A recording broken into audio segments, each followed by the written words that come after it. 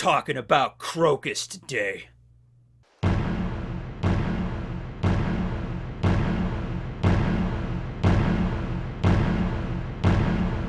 Aw, damn straight. We're doing the running gag. Damn straight, Barry.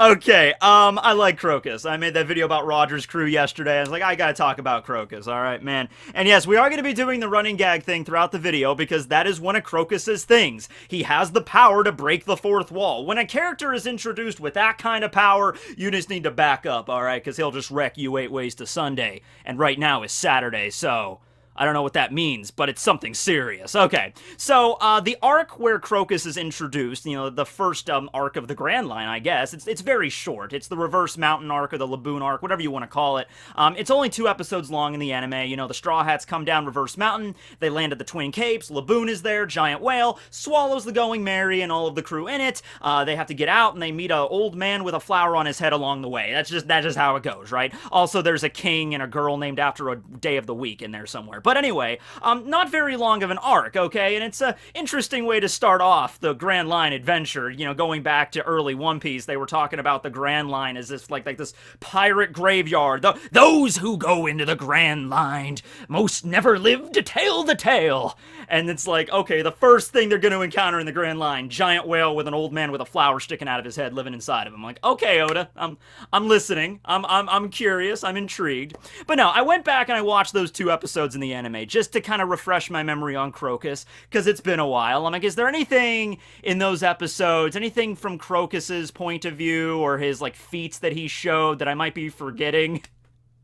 There were a few. I made a list. It was more than just one thing, you know? I'm just like, damn, we should have figured, like at the very end of that little mini arc, you know, as the Straw Hats are sailing off into the sunset, into the Grand Line, Crocus is on the shore of the Twin Capes, basically just looking out at their ship disappearing over the horizon, and he's just like, you know, well, Roger, I think they might be able to do it. Now, that doesn't confirm 100% that Crocus was a member of Roger's crew at that point, and the stuff that we did know about Roger's crew was extraordinarily minimal at that point in the story. This was like right around chapter 100, right?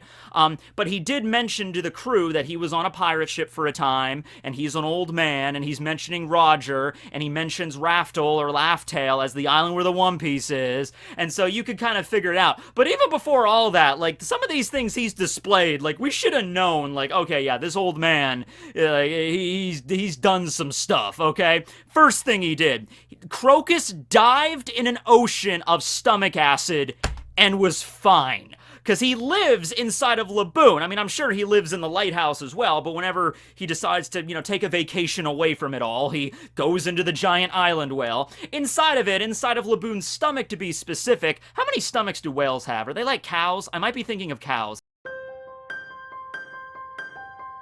Okay, I just checked, by the way, and it turns out whales do, in fact, have 4 stomachs. So I was right about that, and I didn't even know it. Awesome. Okay, so he's in one of Laboon's stomachs, just chilling out, all right? He's got an island that has, like, a metal plating around it so that it doesn't get dissolved, and it's not like an immediate thing. It's like when the Going Merry landed, it wasn't like it immediately dissolved into nothing but, like, like goo, but it began to. Like, it's stomach acid. It's corrosive. If you stay in there long enough, it's gonna eat away at your body, and sure enough, under the ocean of acid, we see, like, skeletons and the remains of people that have fallen into Laboon before and never managed to get out. So that's kind of grisly. Crocus just takes a dip in there like it's not a big deal. He just dives into the freaking stomach acid, just, you know, does a little bit of a breaststroke, gets to the other side, climbs up the ladder. He doesn't even take a towel or anything to wipe himself off. He's just fine. Even his clothing is just fine. Now, as we said, it's not an immediate thing where you're gonna get dissolved, but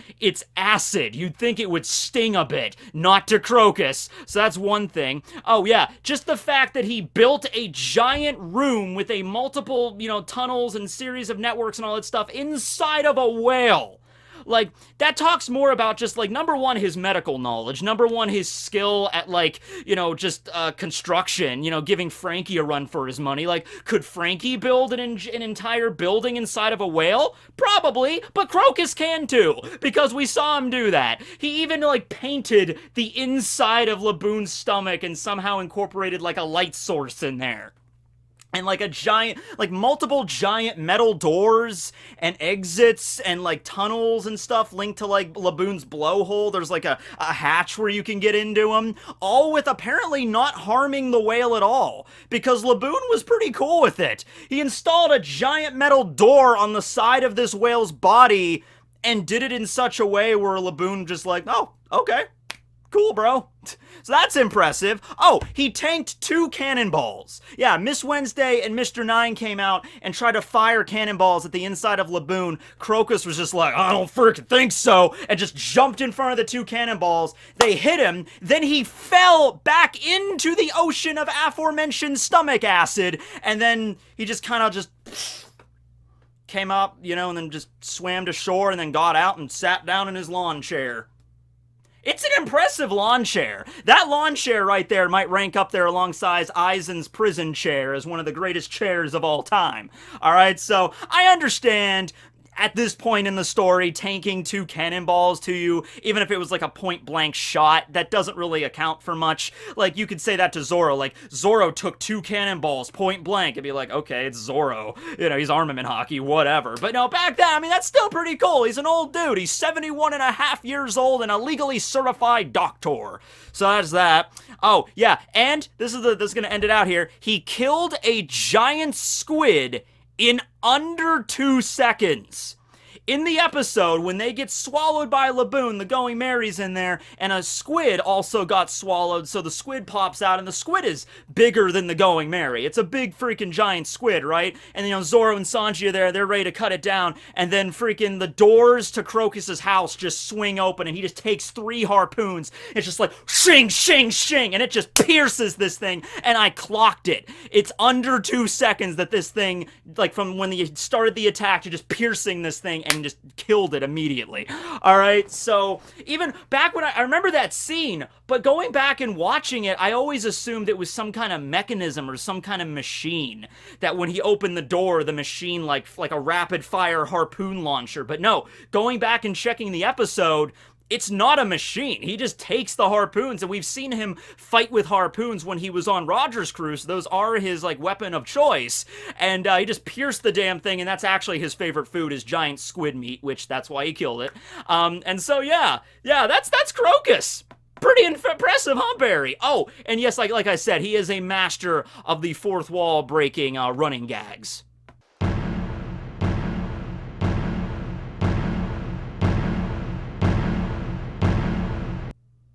Yes, he does do that. By the way, you're kind of creepy up close, Barry. I might not do that more in the future. Oh, and as you would figure, I mean, his name is Crocus, which is a flower. Here's a picture of the crocus right here. Yes, this is the crocus flower as it appears in nature. It's purple. There's other ones that are like yellow or white, but mostly they're purple. Right here is a crocus field. So, yes, it's quite impressive to see it. I actually took this photograph myself, yes. And then, of course, right here, I have my Signs and Symbology source book. So we're going to take a look here at the Symbology of the flower Crocus.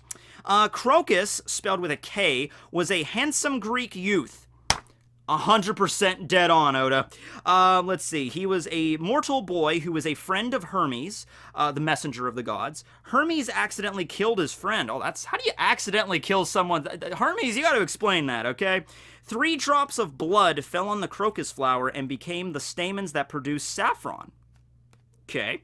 The crocus flower itself was sacred in ancient Crete and was dedicated to the goddess Demeter and Persephone. Oh. Okay. That's neat.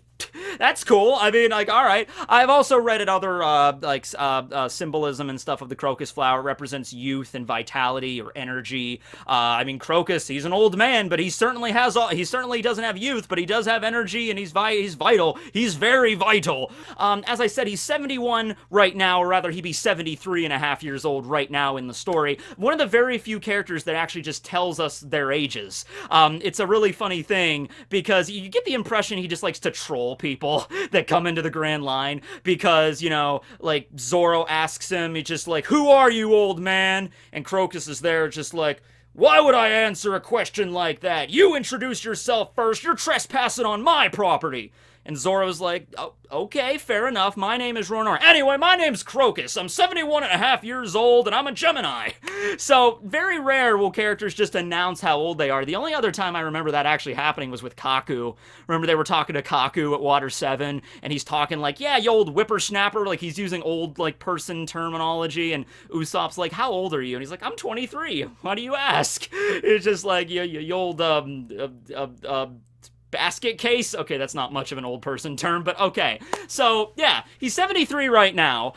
He was around 21 years old when the Rumbar Pirates first came down Reverse Mountain, and he met them, and Yorkie, and Brook, and Laboon, okay? And at this point, he was already the Lighthouse Keeper here. He's been the Lighthouse Keeper at this place for over 50 years, as revealed in his Vivara card, okay? So this is his, like, main profession. Now, like I said in the last video with Roger, just to kind of, like, sum it up really quick, there had to be somewhere he learned his medical knowledge, right? Like, I don't think it was stated in the Vivara card he was born in the Grand Line, but I don't think he was born at the Twin Capes or at the Lighthouse, okay? I don't know what series of events led him to find that lighthouse, but, 21 years old, there was plenty of stuff that could have happened to him before that. I like to think there was a certain island in the Grand Line that he was born and raised, and that might account for, like, the fact that he has a flower sticking out of him. We don't know if that's an aesthetic choice or if that's actually part of his body.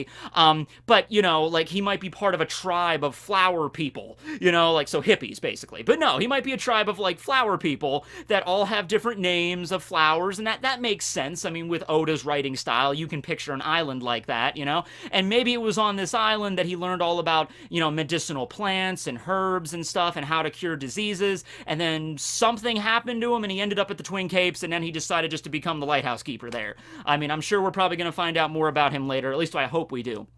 So anyway, though, he's already the Lighthouse Keeper when the Rumbar Pirates come down, and their ship was badly damaged, so they decided to stay at the Twin Capes for a little while and just kind of, like, repair their ship, and they got to know Crocus, and also Laboon followed them. Remember, Laboon is an island whale, and that's a species usually native to the West Blue only. And, of course, Laboon befriended Brook and Yorkie and the crew, and they were trying to leave Laboon behind in the West Blue, because while a fully grown island whale might have been able to handle itself in the Grand Line, Laboon was just like a tiny little whaling. I don't know what the term for a tiny whale is, but you know what I mean. Like a tiny little whale. He's too adorable. I mean, look at this face. I mean, he's not going to last 5 minutes in the freaking Grand Line, right? So they tried to leave him behind, but he somehow manages to follow them up Reverse Mountain, which I think should be a testament to his skills right there. Laboon's pretty cool. Even at age 1, he was able to scale up the red line and drop down the other side. Anyway, they decide, all right. So after they fix up their ship, they leave Laboon at the Twin Capes, so Crocus could guard him and protect him, make sure he's okay. And Yorkie tells Laboon, don't worry, we'll be back for you, Laboon. It'll only take 3 years. We're going to go to the end of the Grand Line, then we're going to come back. Keep in mind, this was back when the Grand Line, even the first half, Paradise, was still largely uncharted, and this was like 25-something years before Roger found the One Piece. This was like 50-some years ago, 52 years ago. So it was a long time ago, and the Grand Line was very, very dangerous, and I'm sure even Crocus kind of had the feeling like, I mean, they were his friends, so Crocus wanted them to succeed, obviously, and make it all the way back. But I'm sure Crocus,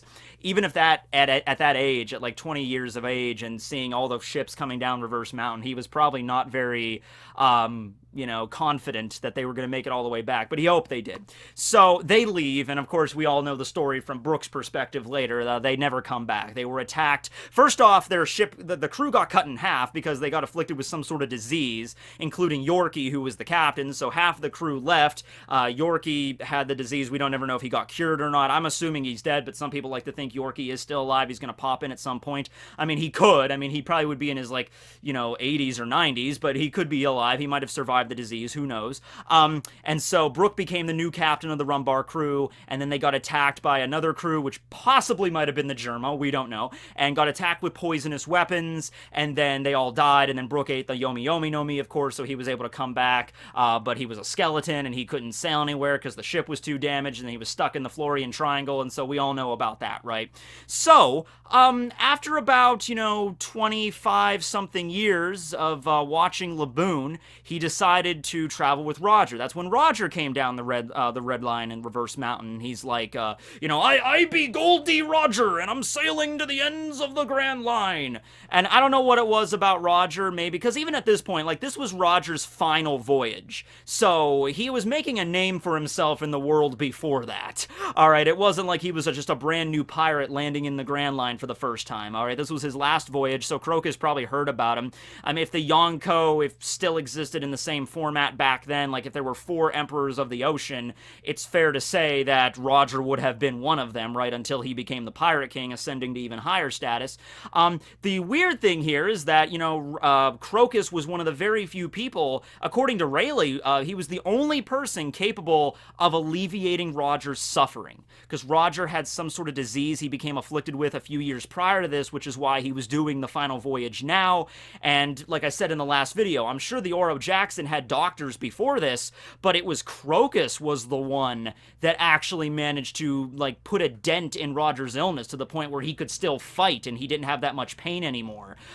So yeah, Crocus probably originated from a very obscure island that had very unique medicines and herbs and things, probably the same place where Kizaru gets the good shit, but he probably grew up there, and then he learned all these things, and he came and started working at the Lighthouse for some reason, and then when Roger came, maybe that's when Crocus, like, noticed the symptoms. Maybe he realized what kind of disease it was that Roger had. Maybe the other doctors didn't even know what it was. It's just like some random disease. We have no idea what this is. Crocus might have realized what it was, and then he was like, well, here's the thing. It's maybe too long, progressed, the disease. I can't cure it necessarily, but I can make medicine to mitigate the symptoms, to make you not feel in constant pain, because apparently the disease was pretty rough on Roger, and so he decided to whip up some medicines and give it to him, but he was the only one capable of making these, or handling the illness, and so that's why he asked Crocus to come and sail with them, and he did. And Crocus was in his 40s at this point, but he was still a fighter. Like, he wasn't just, that's the thing, that's like, he wasn't just some random dude that's never been in a fight before. He was able to handle himself on Goldie Roger's crew as they sailed through both halves of the Grand Line. He was able to check himself. He had the freaking harpoons, and he would jump into battle, and he would just like, and he would be able to succeed in battles with some of the strongest characters in One Piece history, alright? So, kind of a big deal. I kind of want to know what his story was. Like, what is his workout routine? Where he's just, maybe he was wrestling with Laboon, or maybe he had some other kind of, like, thing where, actually, I'll tell you exactly what it is. At night, when nobody's around, when nobody's coming down Reverse Mountain and it's a peaceful night and Laboon's asleep, Crocus goes over to the Red Line and he bench presses the entire Red Line. That's what he does. He just goes over and he's like, well, walks into a cave and the entire mountain or maybe just Reverse Mountain. Okay, he doesn't bench press the entire Red Line, just Reverse Mountain. All right, are you happy with that? All right, I think that's a good power that he could have. He's capable of that, right? Just bench presses the entire mountain, does 100 of those and then goes, takes a nap, and then the next day, nobody's none the wiser. All right, so that's his workout routine. But he's a pretty strong dude, right? So, he sails with Roger. I mean, he participates in the Battle of Ed War. He was there when they landed at Laugh Tale. That was revealed in the Vivre card. He was definitely there. He definitely knows what the One Piece is. He knows all about Laugh Tale and how to get there and the road poneglyphs and everything. And this was even confirmed later on when the Straw Hats arrived at Sabaody and they met Rayleigh. Rayleigh asks how Crocus is doing, but he also, brings up, like, well, Crocus, I mean, if he liked you, there's no reason for him to have lied to you, and it's true that he didn't. He just wasn't telling the truth, the whole truth, because I think maybe Crocus wants to keep it a little bit of a secret that he was on Roger's crew. He's not just gonna blab it to everybody that came down the Grand Line, like, welcome to the first half of the Grand Line. My name's Crocus. I was the doctor on Roger's crew, kind of a big deal. Anyway, here's your pamphlet. Mind the giant whale. You don't jump into his mouth. He won't try to eat you. It's cool. You know, like, Crocus is gonna kind of keep this on the down low or whatever, and he just seems like kind of a humble kind of guy, you know? He's just like, I don't need to regale you with all... I mean, to be fair, the Straw Hats never asked him about it. You know, Crocus came out and explained the whole thing about Laughtail, and it's like, it's the last island that has the One Piece on it and everything. That's probably your goal. He doesn't say anything definitely. He just says, that's probably the island where Roger kept the One Piece, and he was telling the truth. It is. But the Straw Hats, like Luffy or Nami or Usopp, they never turned around and asked Crocus, like, how do you know about this? How are you sure? What kind of pirate crew were you on? I'm curious, like, if Usopp would have asked him, like, how do you know about this? Did you sail the Grand Line too, old man? He would have probably said, yeah, back in the day when I was a much younger man, I did in fact do that. And like, which crew were you on? I'm curious if he would have actually said, oh, well, I was on Roger's crew, you know, like, or if he just would have kept it like, well, that's not important. That's not a big deal, right? So yeah, I mean, Rayleigh was saying, and it's like, oh yeah, Crocus, he probably liked you guys. You probably showed him no hostilities when you arrived there, so he would have probably helped you out, and he did. He gave them a log pose. He taught them about the Grand Line. A good thing, too. Really good thing they ran into him there, because otherwise they would have been screwed.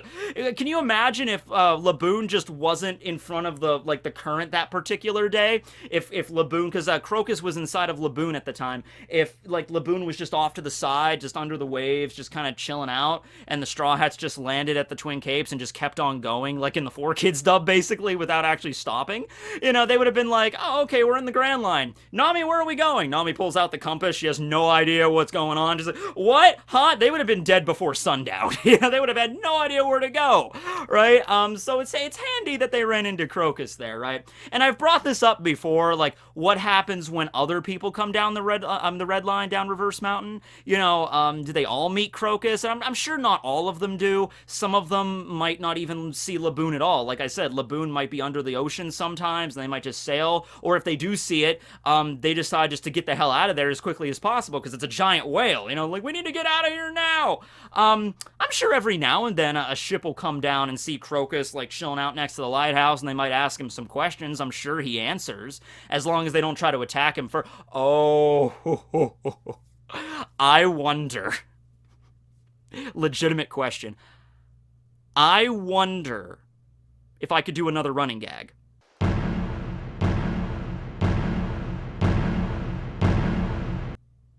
The answer is, of course, yes, but no. I wonder how many ships land at Reverse Mountain. I'm sure not very many, but how many of them, like, attacked Crocus? Like, imagine, like, an up-and-coming pirate crew, and they're like, yeah, man, we're going to the Grand Line. We're gonna get that treasure. Up Reverse Mountain, me hearties. And they go up the mountain, and they land, and they're all, like, fired up, and they got the adrenaline going, and they think they're Billy Badass pirates. Like, I'm Captain Magenta Beard with a bounty of 9 million berries. 9.5 million berries for Magenta Beard. So he lands, and they're all fired up, and they see an old man just chilling out at the freaking lighthouse, and they're just, oh, hey, how you doing? And then Magenta Beard's like, oh, that man flipped us off. Let's land and attack him, me hearties. And they land at the Twin Capes, and they just, like, arrive, and they just walk up to Crocus, spinning their scimitars and their freaking cutlasses, and they have their flintlocks and everything, and they're just like, old man, give us all the treasure. Crocus would be like a baller. He'd just be sitting there in his lawn chair, reading the paper, just like... Oh, the Dressrosa baseball team's doing pretty good this season. That's pretty cool. And they like rip the newspaper out of his hands, like, I said give us the treasure, old man. Crocus just looks at him, just...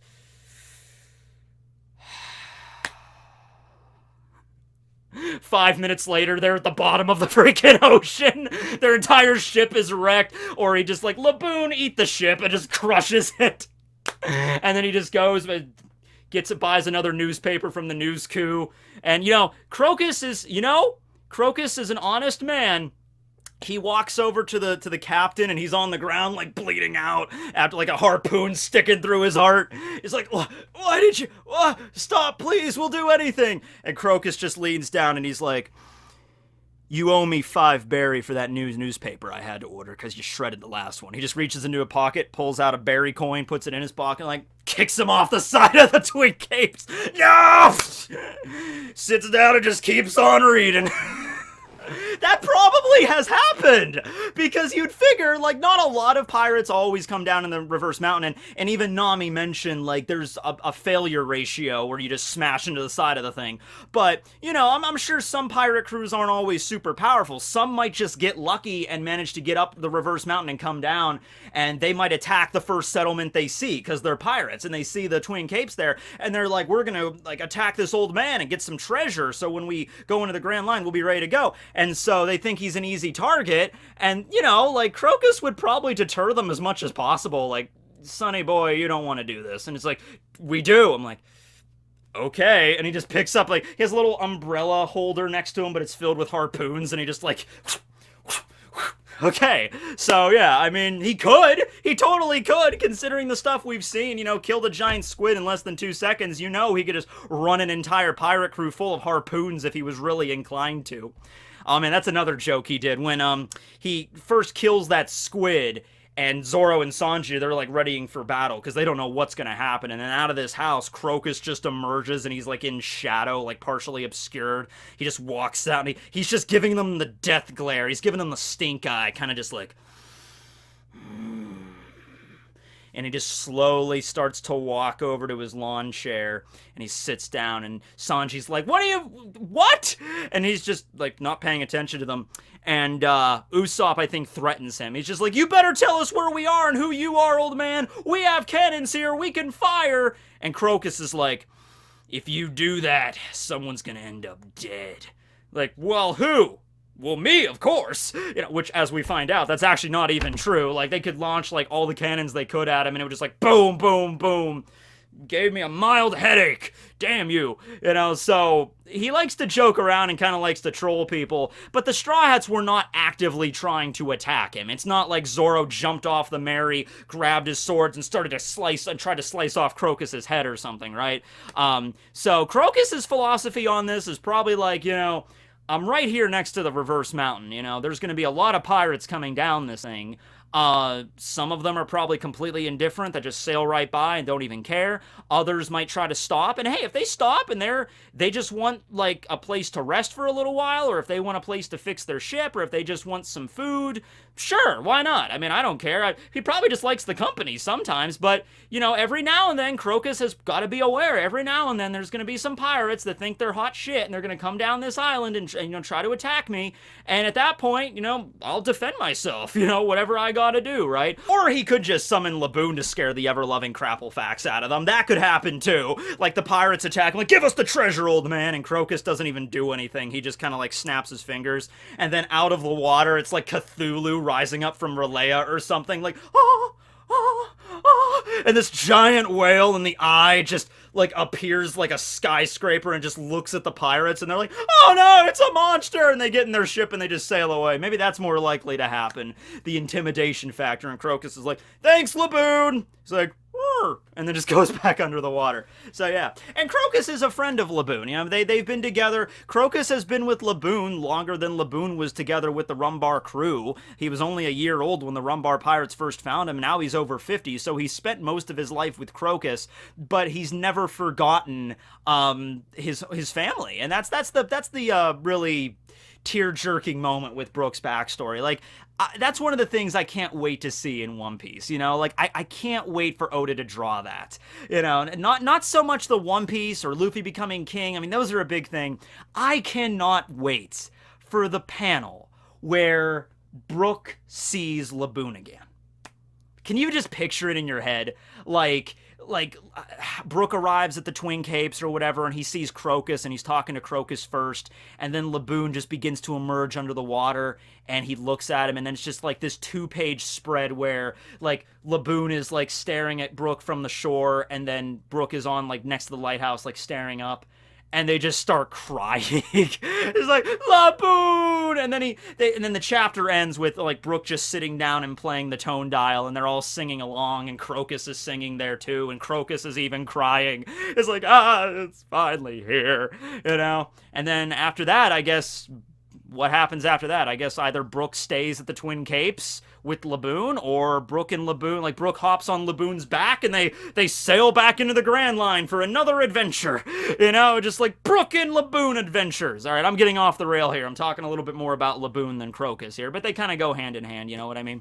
So, yeah, though, after he got back from the expedition with Roger, by the way, I'm not really sure who watched Laboon during that, like, I think it was like 2-3 years. I think it was a 3-year journey that Roger had, so I'm not really sure who watched Laboon in the intermediate. I'm sure Crocus had somebody he trusted. Maybe it was that random dude that kind of looked like Shiki that he was sharing some booze with at Reverse Mountain back during that cover series. You know, maybe that was the guy that guarded Laboon for those 3 years while Crocus was gone, right?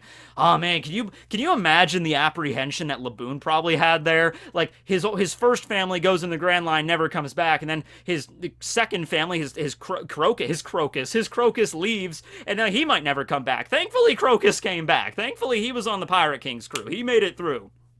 But yeah, somebody had to watch him. But anyway, he comes back and he tells Laboon he found out about the Rumbar crew. It's like they're dead. They didn't make it, Laboon. They're all wiped out. And Laboon just refuses to believe it. Just something he just believes that some of them are out there still alive. And he was true. Brook is still alive. Maybe Yorkie too. Who knows? So after that, it was actually stated that after he was a pirate, he actually set up a tiny little clinic on the Cape. So he ran a clinic for a little while. But eventually, I imagine he just retired. You know, probably when he was in his late 60s, early 70s, kind of like Rayleigh. You know, Rayleigh did the pirate thing, but then he's just like, you know what? I just kind of want to enjoy retirement. Crocus was the same way. He's like, I got my hands filled dealing with Laboon, and, you know, he keeps bashing his head against the Grand Line and setting up all this, against the Red Line, and I got to build this entire, like, structure inside of him, and it takes all my time just to make sure that he's taken care of. So he closes down the clinic, and then he starts working inside Laboon, and then pretty much nothing happens until the Straw Hats arrive. And then they meet him, and then he's very friendly, gives him the log pose, and then they sail off.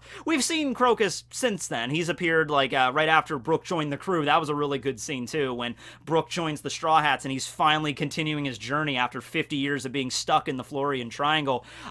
We cut over to Laboon and Crocus, and Laboon is like letting out a yell and he's super happy, and Crocus is like just reading the paper and he's like, oh, what's up, Laboon? You're in high spirits today. And Laboon just smiles and he's like, all right, well, okay then.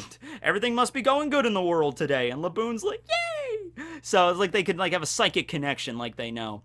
Beyond that, like I said, the only time we've seen Crocus since then was during the cover page with this dude here.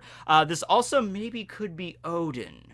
Not sure. He looks kind of like a samurai, but he also looks like Shiki. I mean, just by looking at the back of this guy's kimono and his yellow hair, I mean, he doesn't have the wheel sticking out of his head, but he could have always removed that another way, you know? This could very well be Shiki, and Crocus and Shiki would be acquainted with each other, and maybe Shiki's in retirement too. Maybe Shiki's like, yeah, you know, I tried that whole pirate life, and I broke out of impaled down, sliced off my own legs.